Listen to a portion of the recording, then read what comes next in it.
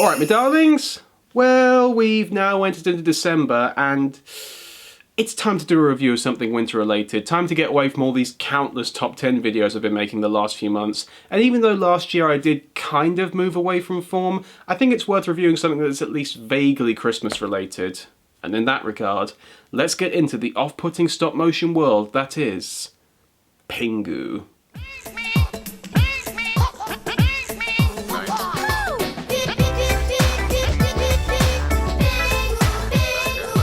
Who needs Santa, reindeers, Jesus or the Queen for a Christmas special? All you need is snow, snow, snow. Though ironically here in England we don't really get that anymore. Usually all we get is drizzle, greyness and massive credit card debt. In America they talk about Mr. White Christmas and Mr. Green Christmas. Usually here it's only Mr. Grey Christmas.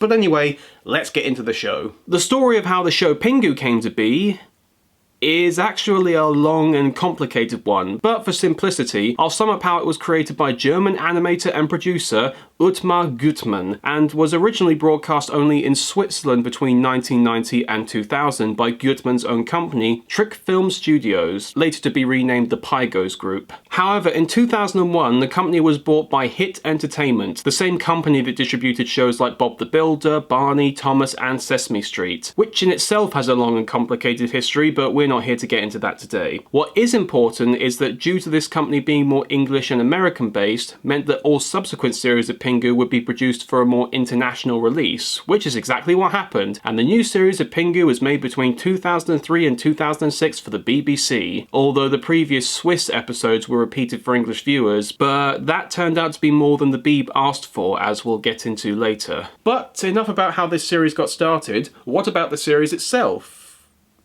Well, that's actually one of the harder things to explain, funnily enough. Ostensibly, the series is just meant to be a simple little show about a young penguin living his life with his family and friends. But as we'll discover through the length of this video, that he, his family and his friends are not quite as sweet, kind and fluffy as you might imagine them to be. But let's start with the more agreeable aspects of this show first, shall we? Pingu is set in Antarctica, of course, and features a large group of penguins that have made themselves a thriving middle-class society out of ice and snow. They've made furniture, cutlery, crockery, plumbing, skis, clothes, a mail service, first aid, matrimony, and midwives. They also seem to have reverse-engineered Time Lord technology, since the outside of their igloos are much smaller than the insides. Further proof that the penguins are planning to overthrow us one day at a time. Futurama predicted it, and now so has this show. Much like the Clangers, the series invented its own gibberish language specifically for the characters to speak.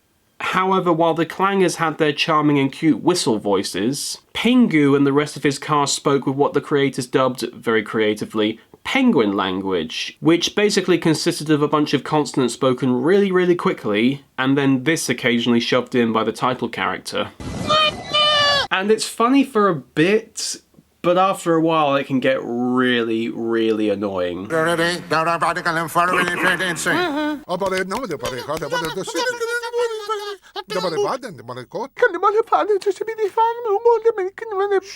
Why couldn't they take the example of another stop-motion penguin and not say anything? But even then, you do get used to it, and it helps that episodes of Pingu are only 5 minutes long, which is just enough time for the language and dialogue to not grate on you. As for the characters, there's of course Pingu himself, who, and I think most people who watch this series might get angry at me for this, but I have to say it, is a bit of a dick. I mean, he's just a kid, of course he is, but even by how cruel kids can be, he's really kind of an asshole. He never listens to his parents, he's always starting trouble, he's horrible to his little sister, and even to his friends he can be a prick. Pingu also seems to be some kind of polymorph, since he's capable of moulding his body into any shape he wants. Yeah, I know stop-motion animation allows him to do this, but he's the only one of his species that can. The closest his friends and family get to doing is that beak trumpet thing. Pingu can flatten himself, roll himself up into a ball, or dislodge his own spine to do that weird dance he does all the time. Seriously, try doing that dance in real life. It's not easy.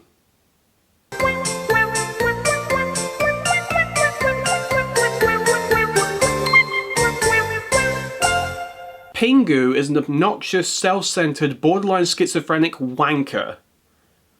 But to be honest, That's kind of what makes him so enjoyable to watch. Pingu is, ostensibly, a child who is the odd one out in the group and acts up because of it, and may even potentially have a mental disability given how he acts so differently from everyone else. But he is also a troublemaker and selfish. There are many shows for kids where the main character is the odd one out, which is relatable for a lot of kids, but they're usually well-natured and sweet kids. But Pingu is the only one I can think of where the joker of the pack is also a complete tool, which makes him even more relatable, really. I'll be honest, I wasn't the kindest person growing up. Being autistic in a town where people thought you were weird if you didn't eat fish and chips was pretty hard, so it makes you lash out sometimes. And while it wasn't as bad as Pingu was, desperate loneliness, being mocked all the time and unable to understand why you're alone and mocked is very stressful. And as a kid, your only instinct is to lash out, much like Pingu does. I used to beat up my little brother, play tricks on the people around me for a laugh. I was a tough kid to raise, but it wasn't because I was bad or I enjoyed it. It's because I didn't really know what to do with myself, being the, as my mum would say, square peg in a round hole. Being like that is tough for a kid, which is one of the things that makes Pingu so relatable to me. For the most part, since I will be honest, there are times where Pingu does seem to go a little too far, but it usually all works out in the end. I may be overthinking this like I usually do, and this may have not been the creator's intentions, but it's the way I see it, and I think other people might see the show like this too. I admittedly don't know anybody who is an avid Pingu fan personally, but I can imagine that his attitude and the fact that he doesn't fit in is one of the reasons the show has such a following. I could be wrong about that, admittedly, and if I am so and you are an avid Pingu fan, please let me know what it is about this show that makes it so appealing to you. But that's the thing that I thought about when I was rewatching this show for this video. I'll be honest, going into this review, I thought I'd just get a few gags about how surprisingly dark the show can be, since I distinctly remember that from when I was a kid. And while I will be getting into that, the fact that I found a much deeper and more emotional element to the show really surprises me. I mean, I found something to relate to in Pingu. I genuinely did not expect that. So bravo, Trick Film Studios, you surprised me. Or tricked me, I guess, which would be more appropriate to say given your mouthful of a studio name. But let's move on from that for now. As for the other characters, there's Pingu's father, who is the local mailman, though why you need a mail service when it seems like there's only 5 houses in this town baffles me. And in the early episodes, he's almost always smoking his pipe. Though what's weird is that he never seems to have it in his mouth. It's coming out the side of his beak, which is odd. That's like smoking a cigar by drilling a hole into your cheek and sticking it in there.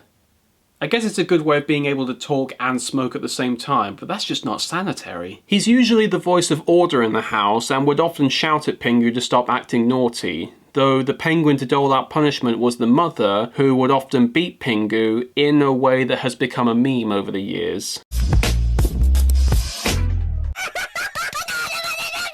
Why do I get the feeling that there actually is a video on Pornhub of a man in a penguin outfit getting spanked? Then there's Pingu's sister, Pinga, whose name has also become a meme, and a really weird one. But enough about that. She was originally introduced as an unborn egg and made her first full appearance in New Arrival, and since then she's been the subject of Pingu's frustration and annoyance over their parents' attention of her ever since. And she just keeps blindly kowtowing to her brother's abusive behaviour and following him around all the time, despite the fact that he's clearly not a very good brother. Though, to be fair, she probably knows that she's the one who's going to have a better chance of having a stable future, and she knows that Pingu is going to struggle with all of his temperaments and violent behaviour, and that's why she puts up with it for now. She's also designed to look more like a baby penguin, though this does bring up the point of how old Pingu himself is when he has the feathers of a full-grown penguin. Then again, I guess a medium-sized penguin with lumps of brown fur on it probably wouldn't sell as many toys. Then there's Pingu's best friend, quotation marks fully intended there, Robbie the seal, though once again in a series where the predators befriend their prey, I have to wonder what Robbie eats since seals usually eat penguins. It's the same as the Little Polar Bear movie. If he befriends every animal he meets, how does he not starve to death? These are serious questions, people. Well, whatever. Robbie and Pingu meet during the episode where Pingu goes fishing, though their friendship started off on a rather rocky start, with Robbie trolling Pingu constantly, and Pingu accidentally hurting Robbie's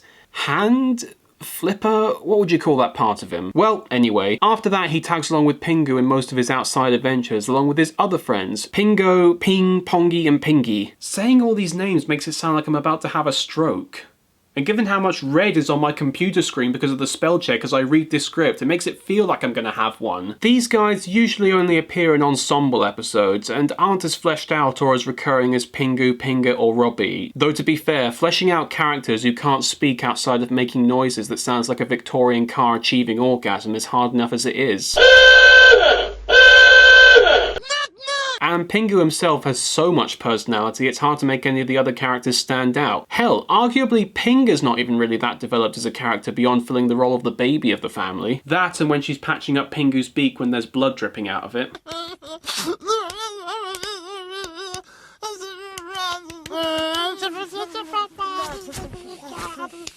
Cute and creepy combined into one. Sort of like that Detective Pikachu trailer. The stories themselves are basically just following Pingu around and what he gets up to in his daily life, playing games, learning about life, hanging out with his friends, getting into conflicts with his family, all of which contain the simple charm and some intense moments that have made the series so celebrated and censored all over the world. Yeah, whether it be from the show's content alone or its influence due to its popularity, it has the distinction of having something done to it that even Farthing Wood didn't. For the most part. Censorship. I'll get into that a little bit more later on, but all I'll say now is that it genuinely surprises me how this show got censored and shows like Farthing Wood, Grisly Tales and Horrible Histories didn't. Some of the highlighted episodes that I can remember are the ones in which Pingu has to look after his sister, Pingu goes fishing, and the various times Pingu engages in sports like tennis, sledging and skiing. Which means that this fucking cartoon penguin is more athletically inclined than I will ever be. Grandpa is ill, and of course, little accidents, which I'll get into more when we get to the censorship bits. There are other characters who pop up, but they're mostly just background decoration or one-off characters to fill out the premise of an episode, like Pingu's relatives and the neighbours, but they're not really important, and really none of the other characters are. It's really all just about Pingu himself, really. Much like Thomas the Tank Engine, really. Don't you deny it, you know he's the only one who can get away with anything in the series and not get maimed for it. Actually, Pingu is a series that is surprisingly comparable to Thomas the Tank Engine, which ironically was also owned by Hit Entertainment, as I mentioned before. As they're both very entertaining shows with a slightly creepy and disturbing undertone, it has a surprisingly huge fan base, and they're both made using models, but the major difference between the two shows for me is, unlike Thomas, I am very familiar with this show since I saw it all the time when I was a kid. Though rewatching it as an adult has given me some very odd moments of PTSD. I remember Pingu a lot for having a very off-putting vibe, and often having moments that freaked me out as a kid, and my mind has kind of made the connection between the rather disturbing and occasionally violent content of the show and the sounds that these characters make, so whenever I hear this, I'm always reminded of this. That and that surprisingly catchy theme song done by the Hoff.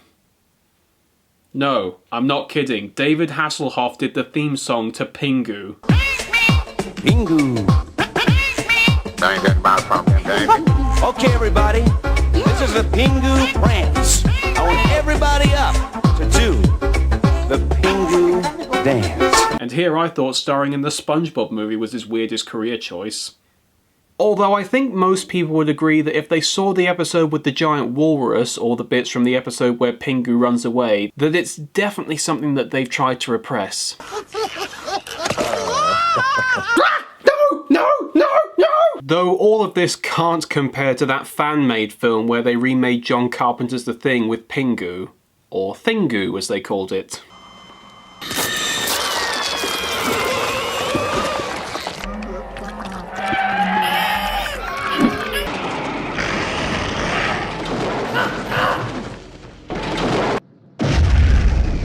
Once again, filling my quota of giving you traumatic memories related to your favourite kids shows. Though, just be thankful I didn't show the Postman Pat Pet Cemetery parody by the same guy, Lee Hardcastle. I've run over my bastard cat. Is that you, Jess? You smell of shit, and your eyes hanging out your fucking noggin. Oops, my bad. Didn't you learn anything, Pat? I have. I've learned it's best to close the sunroof of my van. And just to fill my other quota of shoving in pointless and unseamless trivia, Hardcastle would later go on to make those awesome stop-motion Rick and Morty ads, though none of them are as harrowing or as creepy as Pingu or Potman Pat. The series was also very vitriolic in its moral messages. Pingu's parents were also very strict disciplinarians, so they would always tell Pingu not to do things really any kid would do, but the punishments that he would receive could be a bit let's just say Joan Crawfordish. In fact, some of Pingu's punishments became so intense they became one of the many things that Hit Entertainment would censor for the international release. This series can get so messed up sometimes, I could fill up the next top 10 unintentionally scary kid shows list just from scenes from this show. To be fair, the reason for Pingu's more disturbing, gross and creepy moments comes from how mainland European censorship is much different than English or American censorship. I touched upon this in my Farthing Wood reviews, where I highlighted that the show really pushed the limits on what you could get away with at the time in kids' TV, and Pingu, while nowhere near as horrifying as that show could be, does push the envelope itself on what you could get away with in kids' TV, with showing urine, child abuse, and even blood, as I mentioned previously. And given my theory on how stop-motion animation adds a 10 times multiplier to the creep factor of anything, you can imagine how disturbing that looked at the time, especially when the whole environment for the show is mostly white. It really highlights the, as Alex DeLarge would say, red groovy. And it also doesn't help that it's coming from the mouth of a little child. Pingu is much more messed up than you may remember it being if you watch it again. So, due to the differences in censorship between countries in Europe, some of the more egregious bits had to be edited out, though some of the darker parts of the show did make it into VHS copies of the show's release. I do wonder if that's going to be one of the things that the EU reclaims after Brexit is initiated. Though I will say that while the show can get away with being way more intense than it has any right to be, there are still episodes where the cuteness and endearing quality does shine through, especially that episode where Robbie trolls Pingu while he's ice fishing, or the hockey game episode. I remember being shown that in school and being taught about bullying through the episode, even though the episode is a bit odd in that their pucks seem to be made out of their own shit, and Robbie is able to play even though he has no feet to put skis on. I guess that means that the Pingu penguin community is really hardcore equal opportunity.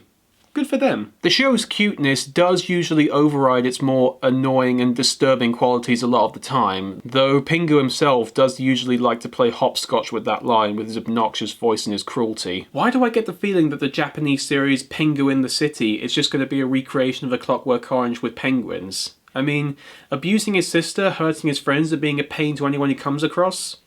He really could give Alex DeLarge a run for his money. Naughty, naughty, naughty, you filthy old soonker. Okay, now I really want to see Malcolm McDowell play Pingu. I mean, it certainly wouldn't be his worst career choice. Hey, Dad, there's a strange fella sitting on the sofa, munching on ticks of toast. That's Joe. He lives here now. Speaking of which, while I haven't been able to see an actual episode of the CGI version of Pingu in Japan, I will say that from what I have seen, the show is very faithful in the designs and animation, and with the forced lower frame rate, it really does still look like it's stop motion. Not sure what the stories are going to be like though, but given the clips I've seen, it looks like a basic slice of life style anime, which you could argue is what Pingu was like already, but this just still raises more questions about how a society of penguins managed to make a whole thriving city community. They have no phalanges or opposable thumbs, they have no way of using tools. Though the fanbase, from what I'm aware of, really hate this series, though admittedly I can understand that. We will worship every aspect of this original show, no matter how wonky or imperfect it may be, but the moment you try to make it CGI, it is dead to us. And as I said before, Pingu has gotten a very large fan base over the years, to the point where he's a playable character in Mugen.